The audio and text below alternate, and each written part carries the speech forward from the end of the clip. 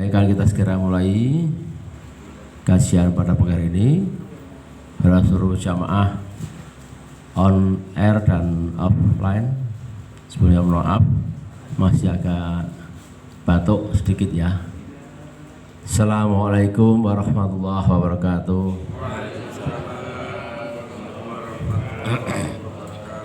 Innal hamdalillah nahmaduhu wa nasta'inu wa nastaghfiruh wa na'udzu billahi min shururi anfusina wa min sayyi'ati a'malina may yahdihillahu fala mudilla lahu wa may yudlil fala hadiya lahu.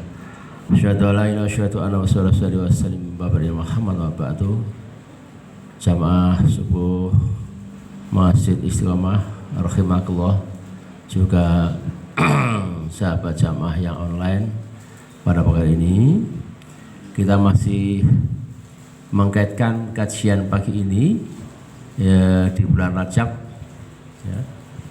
Jadi kemarin kita sudah banyak mengkaji masalah istimewanya bulan Rajab. Nah, hari ini pagi ini Rajab kaitannya dengan tadabbur Quran ya. Di beberapa tempat saya dapat satu masukan. Rajab di tempat kami, di desa kami full sebulan puasa. Sebulan puasa Rajab itu. Karena urainya puasa Rajab pertama ini itu. Pahalanya sangat jauh tinggi sekali, di atas tingginya pahala bulan Ramadan, dan pahalanya Lailatul Qadar gitu kan, diuraikan mereka itu. Sholat, puasa, lupa ngajinya, lupa Qur'annya justru. Qur'annya nggak dibaca, malah kurang dibaca. Pokoknya banyak sholat, tidur, karena puasa itu tidur ya. Nah, seperti ini kira-kira bagaimana pandangan kita umat Islam pada pagi hari ini, kan kita kupas ya. Judulnya Rajab berbanyak tadabbur Quran. Jadi saya ingin menerangkan sedikit ya, lama-lama masalah tadabbur dan dimensi Al-Quran ya. Bentar.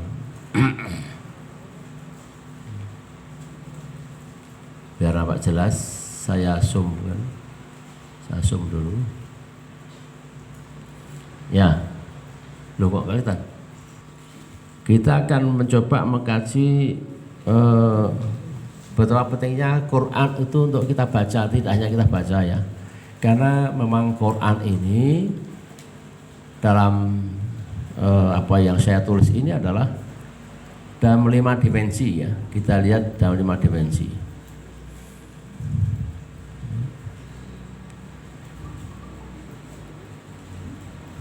Lima dimensi Quran ya. Ini penting kita pahamkan. Sebelumnya selamat datang kembali ke Indonesia Pak Haji Karjono yang pulang dari umroh. Sehat Pak ya? Enggak kena batuk unta ya? Alhamdulillah. Sebenarnya apa saja sebetulnya? Kita coba kita kaji ini agar kita paham bahwa jangan tinggalkan Quran di bulan Rajab ini ya. Ya. Yang pertama Iqra. Dimensi pertama Quran itu Iqra. Bacalah. Artinya bacalah itu berarti memang orang belum belajar Quran, belum bisa baca. Maka wajib orang iman itu harus bisa membaca Quran, itu wajib. Saya yakin yang hadir semua ini sudah bisa baca Quran semuanya. Saya yakin itu ya. Juga yang online ya. Dimensi kedua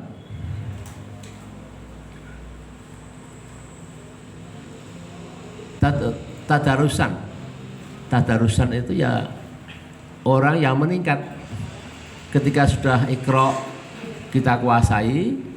Yang kedua kita adalah tadarusan, maka banyak mahasiswa tadarus ya, di kampung-kampung, di rumah-rumah, bahkan di kantor ya, itu ada majelis tadarus namanya.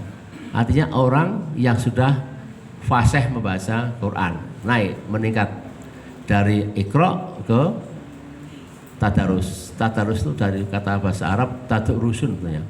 Tadarusun dalam dalam Al-Imran 79 itu. Tu'ayunal kitab wa bima kuntum tadrusun. Itu dalam Al-Imran 79. Tadabbur itu apa nanti saya terangkan ya. Tadabbur itu kita lihat dari Muhammad 24 ya. Afala yatadabburun Al-Qur'an, di mana setiap orang Islam ini kalau tidak mentadabburi Quran ya hatinya akfaluha, hatinya itu hatinya beku, mati kalau kita nggak mentadabburi Quran itu. Maka penting sekali jangan hanya tadarus ibu-ibu ya, majelis ibu-ibu juga yang online, jangan hanya tadarus tapi sampailah tadabbur ya. Ilmu nahwu sorof ini diajarkan di sekolah-sekolahnya. Nahwu sorof ya. Ini ilmu tata bahasa yang tidak disinggung di sini, kita hanya sampai di tadabbur ya. Dan yang terakhir adalah tafsir, ilmu tafsir. Ya ini dimensi 5 ini di sekolah sudah ada. Iqra sudah ada, tadarusan ada, ya, Mas Latif ya. Kemudian tadabbur kita ini termasuk golongan tadabbur, menghayati ya, memahami ya. Kemudian nahwu sorof itu tafsir di sekolah ini pasti ada. Sekolah-sekolah Islam pasti ada pelajaran nahwu sorof dan juga ilmu tafsir. Ya. Ini 5 dimensi ini jangan sampai kita lupakan ya. Karena Quran ini justru yang akan menjemput kita. Ketika ajal tiba, kita akan dijemput oleh pahala Quran ini ya. Rajab Syahrullah ya, liman rahmat ya. Ya. Rajab Syahrullah liman rahmat, maka perbanyak perbuatan amal baik, amal positif untuk tabungan kita. Apa saja? Dimensi pertama Iqra Al-Alaq 1, kemudian wahyu pertama turun, ya kita lihat ya, tadi kita bicara dimensi pertama tadi itu Iqra, belajar membaca. Wahyu pertama yang turun pada Nabi. Yang kedua Jibril alaihissalam ajarkan Nabi Muhammad membaca mulai dari struktur huruf hijaiyah.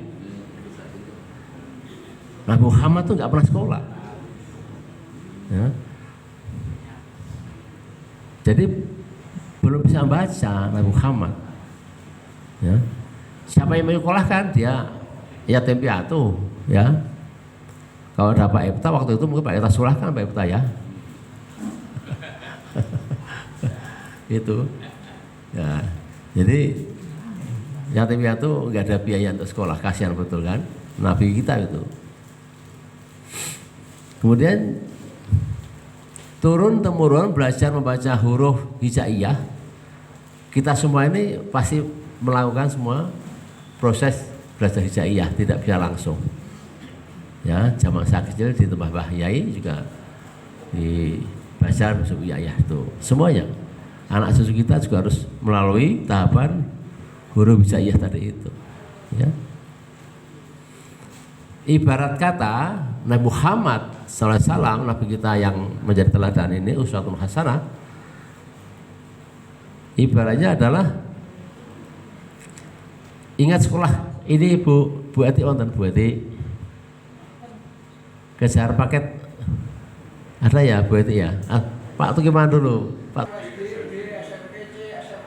Berarti Nabi Muhammad masuk kejar paket apa nih ya? Paket A. Tidak mengenal huruf. Bayangkan coba.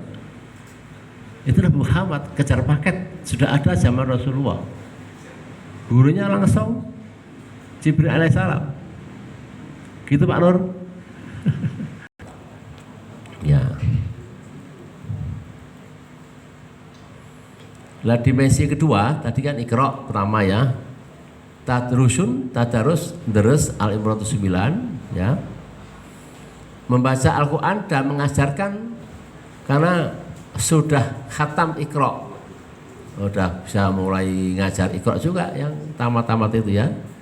Itu terkadang memahami maknanya ya, membuat majelis taklim tadarusan Ini kayak Bu Hajah ini punya jamaah sudah 55 orang ya. Ada yang di mana? NTT, Malang, Jakarta, Bandung, Bu ini ya. Nah ini tadarusan ya. Tadarusan namanya ya.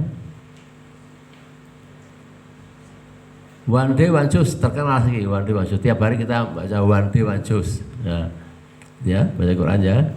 Kemudian lewat metode online, baca Quran online.